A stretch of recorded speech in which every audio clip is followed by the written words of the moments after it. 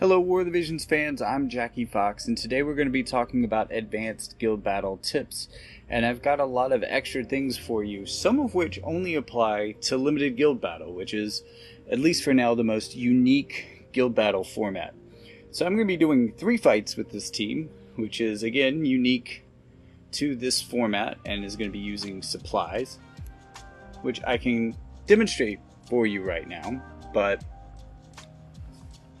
I'm not going to go ahead and throw away that supply just yet. There are a lot of other limited options that you could choose from, but really supply is the only one that's worth that 1 attack slot.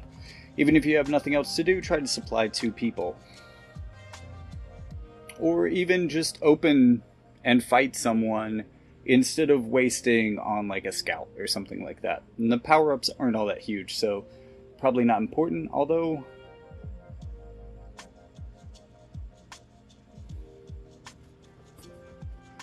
also, another option that I think more people should probably use is proxy attack. You can, if you are a sub-leader or a leader in the guild, attack for someone if they are set up for proxy attack. So if you're not going to be logging in, or if guild battle is an awkward time for you, then you can use the proxy attack feature to make sure that you don't miss attacks in guild battle. Now, if you only maybe log in like once per day, get your dailies done, you can set up for auto proxy attack, so that as soon as you log in, it registers you for proxy battle that day. You have a total of 15 proxy battles per month that you can enroll in, and just being enrolled at the beginning of the day, it doesn't count unless it's actually, your attacks are actually used for that proxy to actually take away from your total of 15. So you can set up for proxy every day as long as you only use it 15 times, then you'll be fine. Let me go ahead and choose my second set of opponents, and then we can talk about another feature of just regular any type of guild battle. This can be even more important though in limited guild battle when people may not have as many teams set for the opposing team, but that's being able to set sub-teams, which is like a secondary team.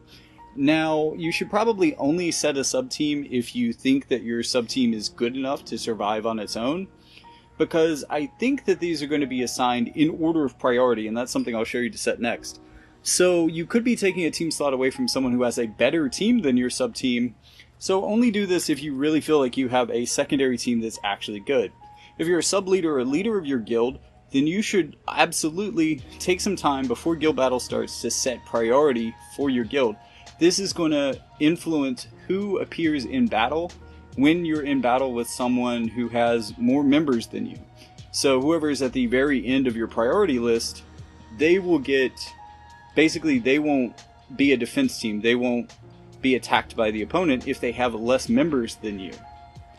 The sub-team kind of setup also adjusts this a little bit, but it's still an important thing to set up at least once or twice for your leader and sub-leader of any guild.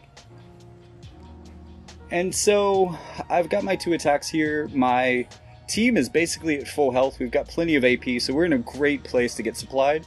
So I'm going to go ahead and use the proxy system to give myself a supply from this other team, which usually, let's be real, doesn't survive its first hit. So I'm probably going to use that second hit to kind of open somebody up. Or maybe save that second hit.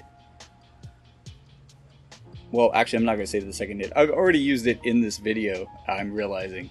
So, you know, one of those is just opening somebody up, and the other one is going to be giving me a second attack. So this is going to enable me to get 9 stars from an account that couldn't have gotten 3 stars itself. So essentially, this is really the best way that it can spend its 1 attack here.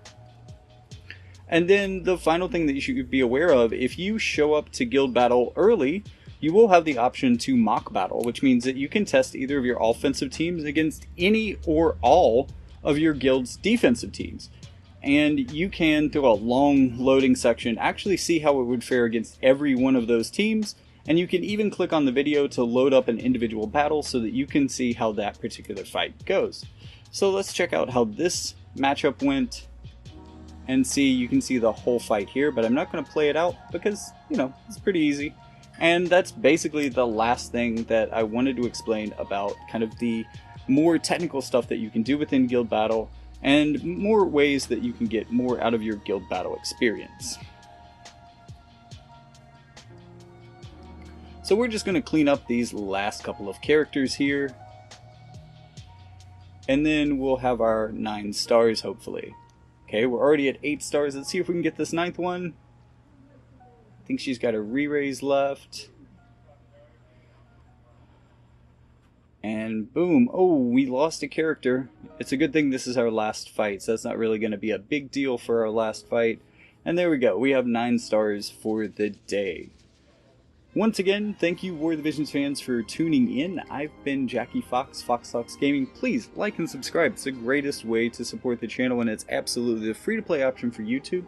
In addition, leave me a comment, tell me what you think of the guild battle system, what teams you're using, really anything you want to talk about. If there's any questions that you would like to ask, the comments are the place to do that. So let me know what you're thinking.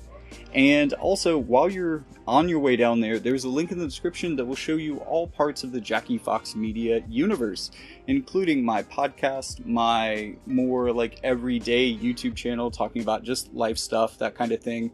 And then we're also going to have a couple of ways that you can support the channel in addition to books that you can purchase. Really appreciate it if you did that. I write both in fantasy, science fiction, and more like realistic, cyberpunky, like near future cyberpunk kind of thing.